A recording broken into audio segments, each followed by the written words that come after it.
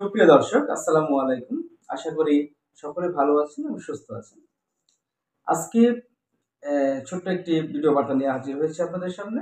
আমি মাজহারুল আনোয়ার রুবেল। সেটা হচ্ছে যে স্ক্যাবেক্স এবং স্ক্যাবেটিক্স এর যে প্রবলেম দেখা দিচ্ছে, বিশেষ করে বাচ্চাদের, ছোট বাচ্চাদের এই প্রবলেমটাই দেখা দিচ্ছে বেশি। স্ক্যাবেটিক্স কি এবং স্ক্যাবেটিক্স এর চিকিৎসা কি সেই বিষয়ে আপনি স্বল্প পরিসরে একটু আলোচনা করব। আশা করি সবার উপকার হয়ে থাকবে। তো চলুন সরাসরি চলে যাচ্ছে আলোচনাটা কি স্ক্যাবেক্স কি। স্ক্যাবেক্স আসলে হচ্ছে বিশেষ করে দেখা যাবে যে হাতের তালুতে ছোট দানাদার গোটা উঠবে।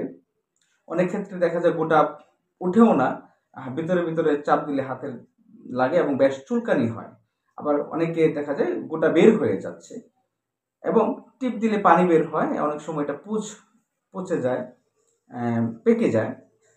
এই যে সমস্যাগুলো দেখা দেয় এবং প্রচন্ড চুলকানি হয় হাতে, এবং এটা হাতের তালু এবং পায়ের তালুতেও দেখা দিয়ে থাকে। যে এই সমস্যাগুলো হচ্ছে স্ক্যাবেটিক্স প্রবলেম বা স্ক্যাবেক্স থেকে এটি হয়ে থাকে।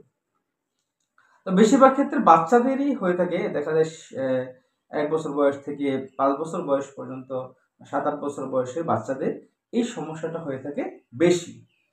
তো সেই ক্ষেত্রে আমরা অবশ্যই যে চিকিৎসাটা নিব সেটা হচ্ছে স্ক্যাবেক্স 5%, পারমেথ্রিন 5%, অর্থাৎ পারমেথ্রিন গ্রুপের ওষুধ দিয়ে আমরা এই চিকিৎসাটা নিয়ে থাকব।